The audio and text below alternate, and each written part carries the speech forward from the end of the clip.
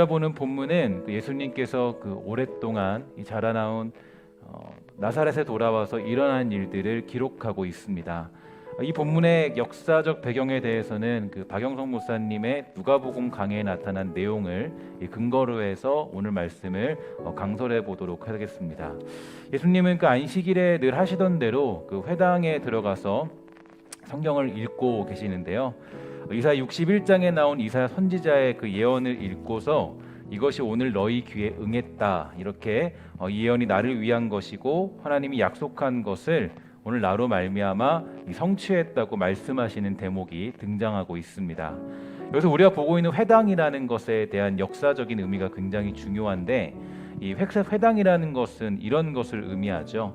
이스라엘 백성이 애굽에서 나와서 약속의 땅에 들어가 솔로몬 때에 가서야 성전을 짓게 되는데, 성전을 짓기 전에는 이동할 수 있는 성막에서 이 제사를 드리게 됩니다.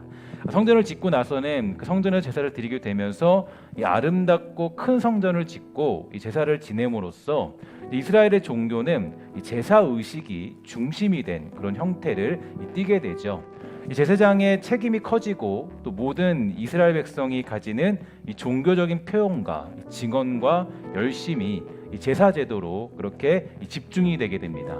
하지만 여러분들, 우리가 잘 아는 것처럼 이스라엘은 멸망하게 되고요, 성전은 다시 파괴가 되게 되죠.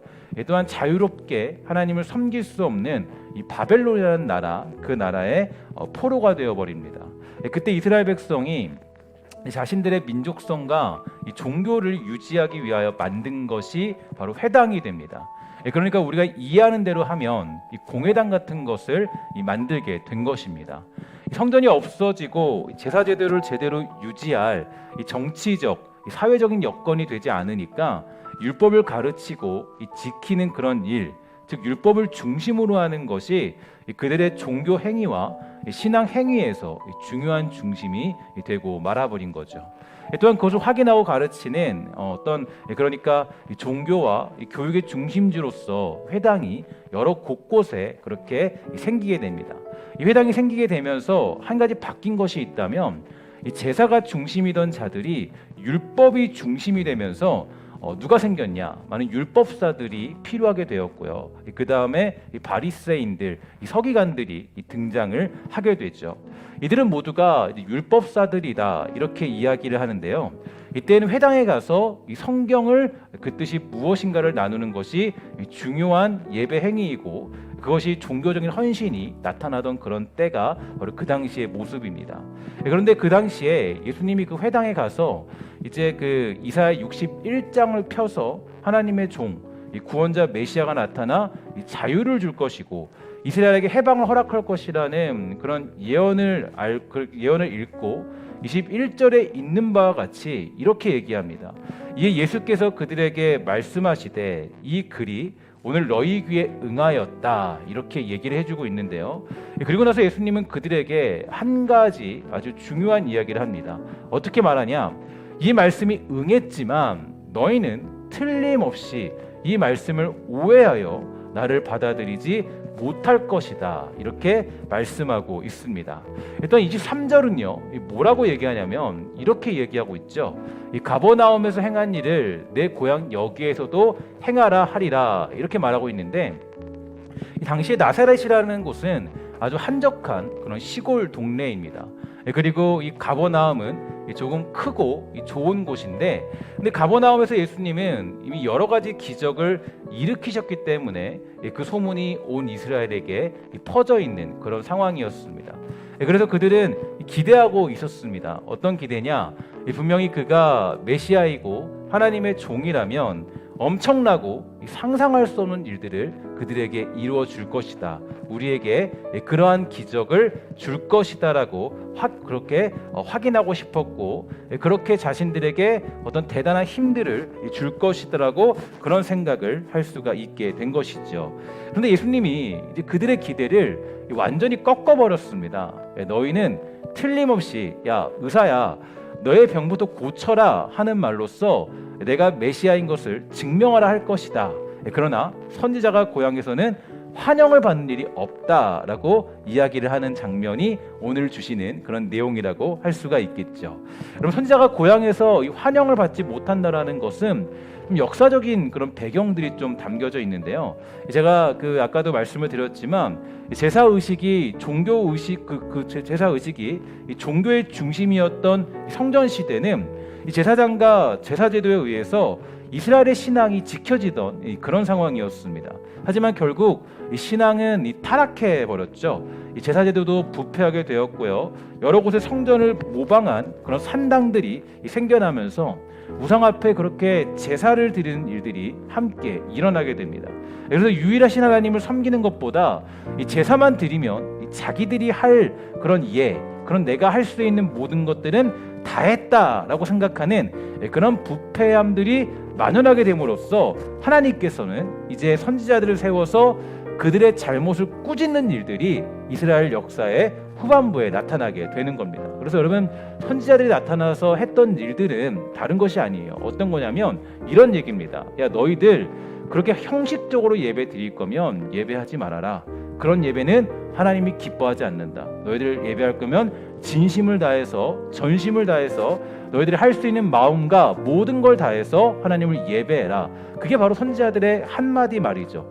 선지자들의 사역을 한마디로 요약하면 진정한 예배를 드려야 된다. 그런 형식적인 예배와 제사는 하나님이 절대로 기뻐하지 않는다. 이렇게 이야기를 하는 것입니다. 그래서 이 선지자들이 일어나서 자신이 부름받은 곳에서 야, 너희는 잘못하고 있다라고 하니까 어떤 일이 벌어졌습니까?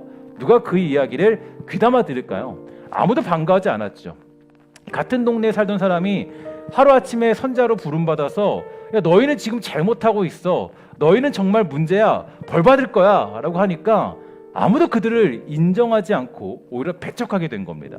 그래서 오늘 본문 속에서 예수님께서 바로 그 예를 똑같이 들고 있는 거예요. 그러니까 선지자가 자기 고향에서 인정받는 적이 없다. 다 배척을 당한다.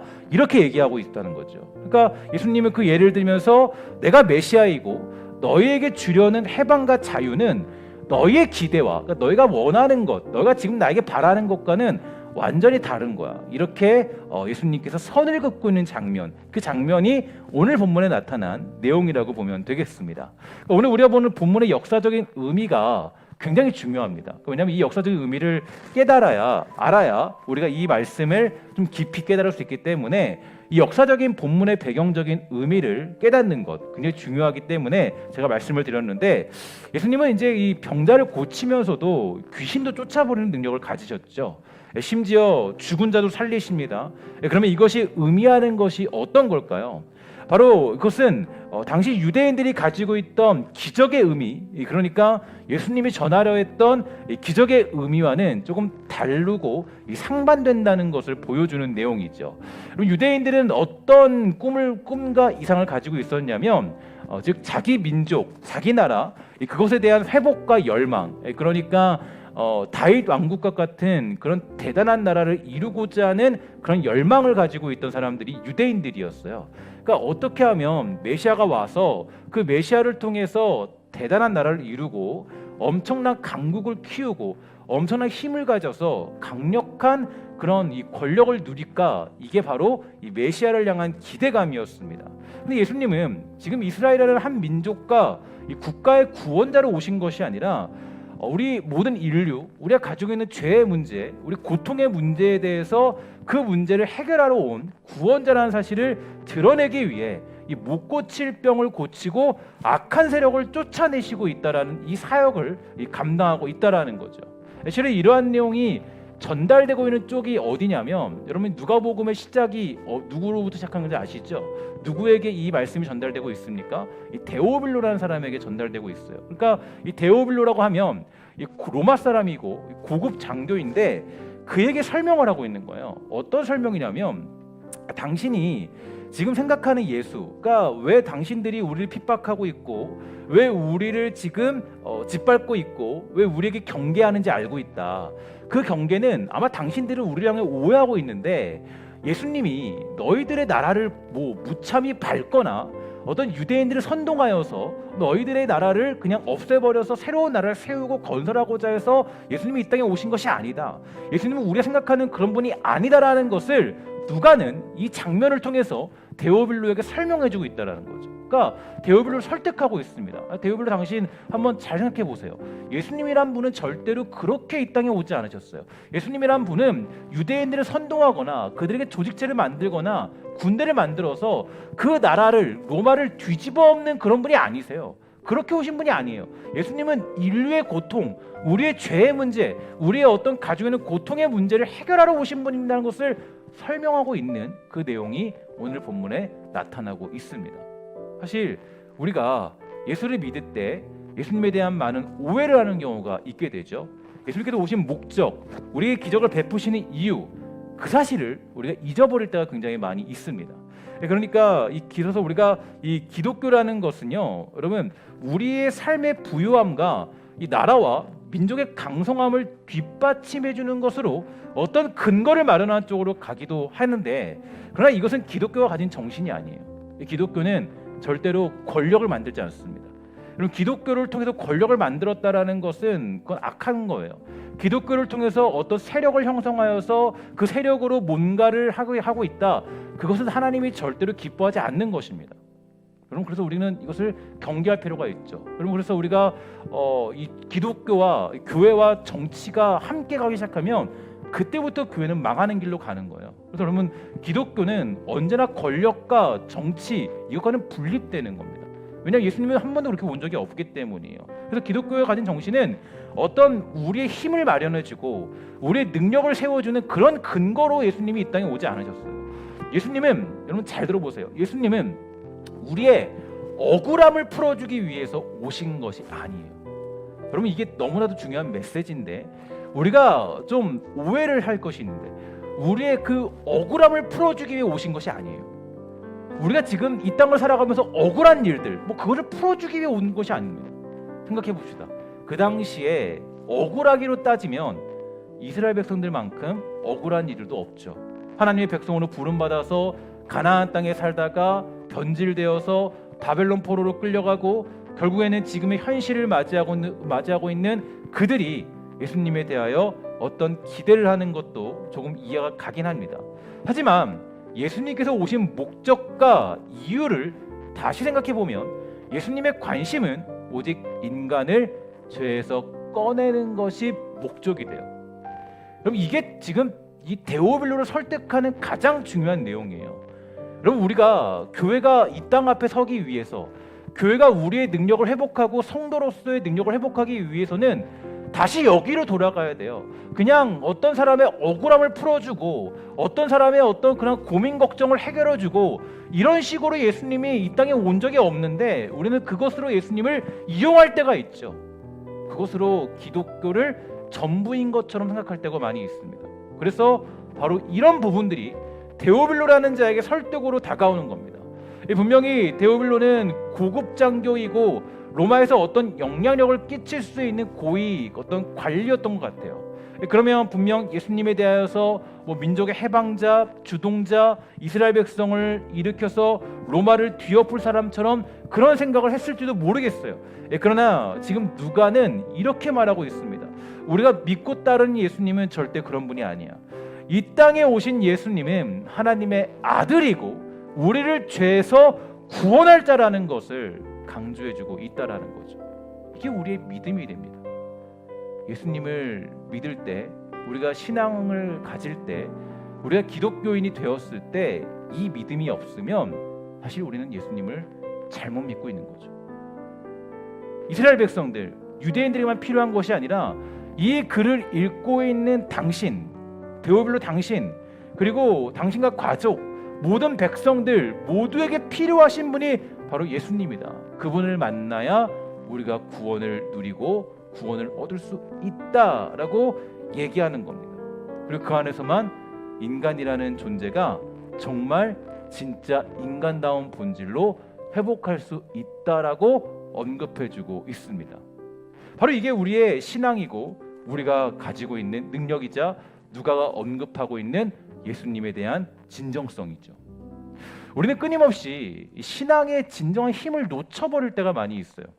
예수 안에서 허락된 것이 무엇인지에 대해서 우리가 잃어버릴 때가 많이 있게 되는데요. 언제나 그래서 우리가 이 예수를 믿고 어떤 교회를 다닐 때 진정한 예수님의 가치에 대해서는 상실해버리고 다른 것에 매달려 살아갈 때가 많이 있다라는 거죠. 그러니까 우리가 어떤 정말 우리의 구원과 우리의 삶에 대한 어떤 해답을 가지고 살아가는 것이 아니라 우리의 현실적인 문제에 대해서 매달리고 끌려갈 때가 굉장히 많이 있습니다. 우리의 힘을 더 쌓기를 원하고 우리가 더 배우기 원하고 더 가지기 원하고 더 누리기를 원하는 것, 그것을 위해 우리가 하나님 앞에 엎드려 기도할 때가 많이 있지, 정말 예수 그리스도가 우리의 구원자이시고 그로 말미암아 정말 진정한 해답을 누리며 그로 말미암아 영생을 누리는 그 기쁨에 대해서는 우리가 잃어버릴 때가 굉장히 많이 있다라는 거죠. 여기에 대해서 선지자들이 우리에게 얘기해 줬던 겁니다. 야, 그렇게 예수 믿으면 안 돼. 그렇게 하나님을 믿으면 안 돼. 그런 제사는 하나님이 기뻐하지 않으셔. 이게 바로 우리에게 주는 메시지예요. 그래서 여러분, 우리가 기독교라는 것은 어떤 거냐면 주어진 현실 속에서 우리의 부족함을 느끼지 않는 거예요. 왜냐하면 예수님께서 우리의 모든 것을 담당하시고 아무것도 부족하지 않은 길을 우리에게 주셨기 때문이죠.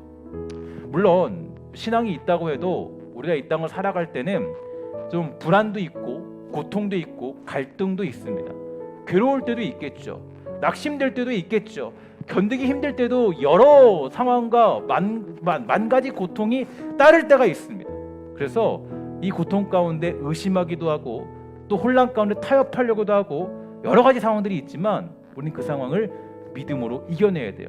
언제나 예수 그리스도께서 우리의 길을 이끄시고 우리의 모든 죄악의 문제와 구원의 문제를 해결하셨다는 것을 우리는 잊지 말아야 됩니다. 이 부분에 대하여서 하나만 예를 들고 제가 설교를 마치려고 해요. 우리가 가장 많이 혼동하는 것 중 하나가 이런 기도를 많이 하죠. 나라와 민족을 위해 기도합니다. 하나님, 이 나라와 민족을 지켜주십시오. 그럼 나라와 민족을 위해 기도하는 것이 무엇일까요? 어떤 것이 잘 되는 것이고 어떤 것이 무엇이 하나님의 뜻일까요? 이게 우리에게는 중요한 메시지인데, 제가 금요기도에 또 잠깐 말씀을 드렸지만 사실 그 하나님의 아주 이상한 명령이 호세아에게 떨어진 적이 있습니다. 뭐라 그러면은 이렇게 얘기해요. 야, 호세아, 너 가서 저기 음란한 여인에게 가서 너 결혼할래? 그럼 이게 축복입니까? 저주입니까? 너 가서 음란한 여인과 너 가서 결혼해. 축복이에요? 저주예요? 그럼 이게 여러분, 우리 굉장히 아주 깊이 상고해 봐야 돼요. 이게 축복인가 저주인가? 그럼 나라와 민족을 위해 기도한다라고는 예를 들어서 말씀드릴 때 어떤 것이 잘 되는 것이고 무엇이 하나님의 뜻이 될까요? 실은 우리는 알 수 없죠. 우리 입장에서는 그냥 전쟁 나지 않고 평화롭게 살면 그것이 행복이고 그것이 우리가 기도한 대로 이루어진 것이라고 생각합니다. 그게 가장 좋으니 그것을 구하는 것이 마땅하겠죠. 그러나 실은 우리가 기도해야 될 것은 무엇보다 어떤 상황에도 나라와 민족이 또 우리가 믿음 앞에 서는 것. 코로나의 상황과 이 사태가 우리에게 축복입니까? 저주입니까?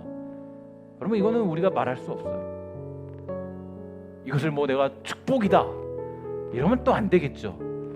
이 저주다라고 말하기엔 또 그렇습니다. 그런데 하지만 우리는 여기에 아주 중요한 경계선에 놓여 있다라는 거예요. 우리는 이런 상황들 속에서 우리는 분명히 하나님께 평안을 구하고 하나님께 능력을 구하고 하나님께 은혜를 구하는 것이 맞겠지만, 그러나 실은 우리가 기도해야 될 것은, 무엇보다 기도해야 될 것은 우리가 믿음 앞에 서는 거예요. 불안감이 있을 때 그 불안감 속에서 흔들리지 않는 믿음으로 서는 겁니다. 주님, 전쟁 안 날 줄 믿어요. 주님, 전염병이 사라질 줄 믿어요. 우리는 그런 기도가 아니에요. 우리는 그것이 우리의 목적이 아니에요. 아까 예수님이 이 땅에 오신 목적은 뭐라고 그랬습니까? 우리의 억울함을 해결해 주기 위해 이 땅에 오신 것이 아니에요. 우리의 걱정을 덜어주기 위해서 이 땅에 오신 것이 아니에요. 예수님은 이 땅에 오셔서 우리 인류의 고통과 인류의 모든 문제, 우리가 가진 구원의 그 현실적인 문제, 구원의 문제에 관해서 예수님은 이 땅에 찾아오신 거예요. 우리는 그 어떤 상황 속에서도 그 믿음이 흔들리지 않고 하나님의 뜻이 이루어지는 일에 그것을 감당할 줄 아는 믿음으로 살기를 다짐하고 도전하는 것이 우리가 가져야 될 성도로서의 자세가 되는 거죠. 그럼 우리가 잘 알고 있는 비유의 말씀이 한 가지 있게 되죠. 요한복음 15장 5절부터 6절 말씀입니다. 이 말씀은 우리에게 굉장히 중요한 말씀이에요. 각자의 자리에서 한번 우리 다 같이 읽어보도록 하겠습니다. 시작. 나는 포도나무요 너희는 가지니 저가 내 안에 내가 저 안에 있으면 이 사람은 과실을 많이 맺나니 나를 떠나서는 너희가 아무것도 할 수 없습니다. 사람이 내 안에 거하지 아니하면 가지처럼 밖에 버려 말라지나니 사람들이 이것을 모아다가 불에 던져 사르느니라. 아멘. 이 말씀이 설명하고 있는 건 어떤 겁니까? 아주 당연한 것을 이야기하고 있지만 우리가 한 가지 놀라는 내용이 담겨져 있죠. 포도나무의 가지가 포도나무 줄기에 붙어 있지 않으면 말라버린다, 이렇게 얘기합니다. 그러니까 일부러 벌을 줄 필요가 없어요. 일부러 날 떠났다고 벌을 줄 필요가 없는 거예요. 결국 하나님께서 선악과를 주신 이유, 그리고 그것을 통하여서 다스리고 지키게 하신 이유는 우리의 힘과 능력이 어디에 있고 우리의 중심이 무엇이고 우리가 의지해야 될 분이 누구인가를 보여주고 있습니다. 나무에 붙어있지 않은 가지는 나무가 저주할 필요 없이 벌을 줄 필요 없이 말라서 썩어질 뿐입니다. 그럼 인간이라는 존재도 그렇죠. 하나님을 떠나서는 살 수 없어요. 하나님 없는 인생, 그것은 곧 망한 인생이고 하나님과 함께하는 인생, 그 인생은 흥한 인생이 되는 것입니다. 성경이 바로 그걸 말해주고 있어요. 지금 이 데오빌로에게 누가가 얘기하고 있는 게 바로 그 내용이에요. 야, 나는 내가 소개하고자 하는 예수, 그 예수님의 사역과 예수님의 일들을 너가 한번 봐라. 잘 보면 예수님은 너희들의 나라를 뒤엎거나 권력을 형성한다거나 너희들의 법들을 다 뒤엎어서 새롭게 뭔가를 만드시거나 그렇게 하지 않았다. 예수님이 이 땅에 오신 것은 바로 우리를 구원하고 바로 이 포도나무의 비유, 이 포도나무의 진리를 우리에게 설명하고 그걸 이루기 위해 이 땅에 찾아오신 것이지, 너가 생각하는 것처럼 예수님이 어떤 선동자이거나 예수님이 어떤 우리의 정치적인 권력을 만든다거나 어떤 다른 것들을 만들어서 새로운 어떤 동기를 일으킨다거나 그런 분이 아니시다. 이게 바로 데오빌로에게 설명하는 누가복음을 작성한 이유가 되는 거죠. 우리는 보통 이 많은 것들이 있는데요. 구약의 율법을 주신 이유도 마찬가지입니다. 율법을 잘 지키면 복을 받고 못 지키면 벌 받는다라는 개념이 아니라 하나님만이 복을 줄 수 있고 하나님만이 생명과 진리의 근원이시고 하나님만이 은혜를 베푸시고 기적을 베푸시고 사랑하신다는 것에 이 초점을 두고 있습니다. 그러니까 구원에 관해서 지금 우리가 예수님에 대해 이해를 할 필요가 있다라는 거죠. 저는 언제나 생각하는 것이 하나 있어요. 왜 하나님은 이스라엘 백성들이 가나안 땅을 점령할 때 여리고성에 기적을 허락하셨는가에 대한 질문입니다. 하나님은 가나안 땅에 발을 디디기 위해서 가장 큰 장애물을 주셨어요. 그건 바로 아주 강력한 성 여리고이죠. 이 여리고성은 이스라엘 백성들이 무너뜨릴 수 없는 아주 견고한 성인데 이 조금의 틈도 없고 어떤 비비고 들어갈 수 없는 성이 바로 여리고성입니다. 고고학자들은 그 당시에 문화 자체가 아예 달랐다 그래요.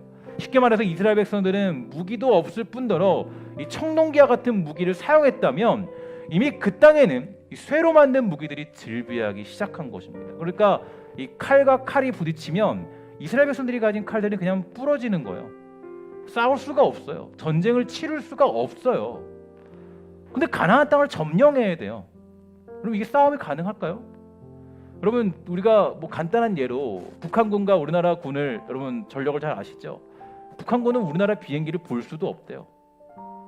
물론 다른 재래식 무기로 공격한다고 하지만 일단 기본적으로 봤을 때 우리나라 비행기가 날아가도 왔다 가는지도 알 수가 없대요. 레이더가 볼 수가 없대요.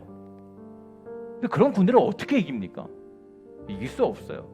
근데 하나님은 이스라엘 백성들이 살아가야 할 땅에 처음으로 만나게 한 곳이 바로 여리고성이었습니다. 그곳에서 이스라엘 백성들은 매우 난감해하였어요. 그러나 하나님은 그 땅을 점령토록 하셨고 그곳에서 승리를 경험케 하십니다. 그 방법은 바로 하나님의 말씀을 따라 순종했을 때예요. 순종했기 때문에 땅을 점령한 것이 아니라 이 땅이 하나님의 것이고 하나님께서 그러한 법칙을 세우셨기 때문에 그 땅을 차지할 수 있던 거예요. 우리는 하나님의 말씀을 따라야만 승리하고 진정한 기쁨을 누릴 수 있습니다. 그래서 여러분, 우리는 오늘 이 시대를 살아갈 때 여러분 기억해야 될 말씀이 하나 있어요. 여러분, 요즘에 정말 웃을 일이 없고 기뻐할 일이 없고 사실 낭망할 일이 더 많이 있습니다. 그런데 여러분, 너무나도 제가 요즘에 위로받은 한 가지 말씀이 있어요. 어떤 말씀입니까? 바로 이런 말씀이 있죠. 항상 기뻐하라. 쉬지 말고 기도하라. 범사에 감사하라. 이것이 그리스도 예수 안에서 너희를 향하신 하나님의 뜻이니라. 여러분, 정말 이것은 하고 말고가 없더라고요. 여러분의 상황과 환경에 따라서 기뻐하고 기도하고 감사하는 것이 아니라 언제나 우리는 우리를 구원하신 예수 그리스도를 말미암아서 우리는 어떤 상황에도 그 환경에 따라 환경과 그런 상황에 근거하지 아니하고 우리는 이것을 이렇게 살아야 되고 그것을 지키며 살아야 되는 겁니다. 그게 우리의 승리의 공식이에요. 그래서 우리는 어떤 그런 상황과 환경에 구애받지 않는 거예요. 여러분, 슬픈 일이 있습니까? 그래도 기뻐하십시오. 힘듭니까? 그래도 기도하십시오. 절망 중에 있습니까? 감사하십시오. 이것이 하나님의 뜻이고 우리가 지켜야 될 의무가 됩니다. 제가 청년 사역을 하면서 또 여러 가지 사역들을 감당하면서 한 가지 아주 확실한 진리를 하나 얻었어요. 어떤 진리를 얻었냐면, 신앙생활은 자기 감정 따라 하면 다 실패합니다. 신앙은 감정 따라 하는 게 아니에요. 신앙은 감정 따라 하기 시작하면 그때부터는 망하는 신앙 되는 거예요. 신앙은요, 내 기분 따라서, 내 기분 내키는 대로, 내 감정 따라 하는 게 아니라 우리의 생각과 우리의 마음과 우리의 환경을 죽이고 하나님의 뜻을 따라 살아가는 것이 바로 우리의 신앙이에요. 이것은 하고 말고 할 것이 아니라 인간이라면 누구나 이렇게 살아가게 되는 거겠죠. 사랑하는 여러분, 우리는 하나님의 손과 그분의 지혜와 그분의 사랑으로 지음받은 피조물이고 그 중에 왕같은 제사장으로 부름받은 존재들입니다. 우리 한 가지 우리 말씀을 기억하면서 이 말씀을 읽고 마치도록 하겠습니다. 베드로전서 2장 9절 말씀이죠. 이렇게 얘기하죠. 함께 읽도록 하겠습니다. 시작. 그러나 너희는 택하신 족속이요 왕같은 제사장들이요 거룩한 나라요 그의 소유가 된 백성이니 이는 너희를 어두운 데서 불러내어 그의 기이한 빛에 들어가신 이의 아름다운 덕을 선포하게 하려 하심이라. 아멘. 사랑하는 여러분, 우리는 절대 망하지 않습니다. 우리의 인생이 실패하는 것 같이 보이는 것이 있으나 실은 그것은 우리를 수렁텅이에 넣어서 다시는 못 올라오게 하는 것이 아닙니다. 우리를 구원으로 인도하는 하나님의 손길과 그 섭리가 우리에게 담겨 있다는 것을 믿으시고 우리 그 구원을 향하여 이 땅에 오신 예수 그리스도를 따라 우리 하루하루를 살아갈 줄 아는 믿음의 백성이 다 되기를 주의 이름으로 간절히 소망합니다. 우리 함께 이 시간에 찬양하고 기도하고 우리 설교를 마치도록 하겠습니다.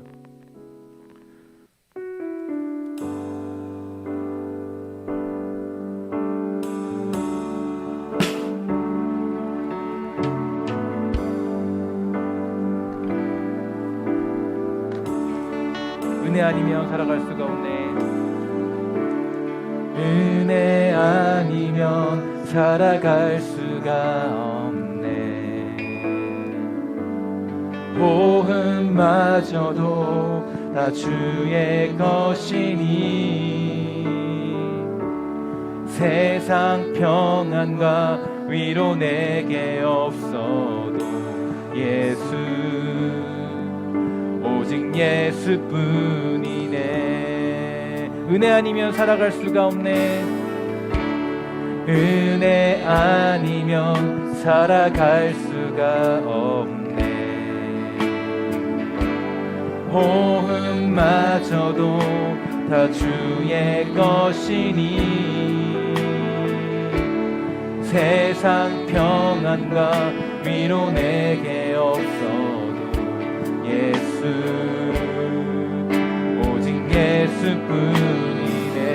크신 계획 다 볼 수도 없고 크신 계획 다 볼 수도 없고 작은 고난에 지쳐도 주께 묶인 나의 모든 삶 버티고 견디게 하시네. 크신 계획 다 볼 수도 없고 크신 계획 다 볼 수도 없고 작은 고난에 지쳐도 주께 묶인 나의 모든 삶 버티고 견디게 하시네. 은혜 아니면 살아갈 수가 없네. 은혜 아니면 살아갈 수가 없네.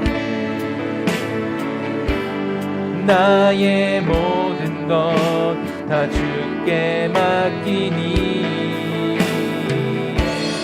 참된 평안과 위로 내게 주신 주 예수 오직 예수뿐.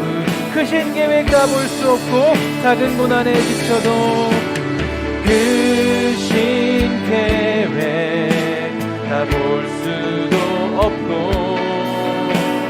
작은 고난에 지쳐도 주께 묶인 나의 모든 삶 버티고 견디게 하시네. 은혜 아니면 살아갈 수가 없네. 은혜 아니면 살아갈 수가 없네.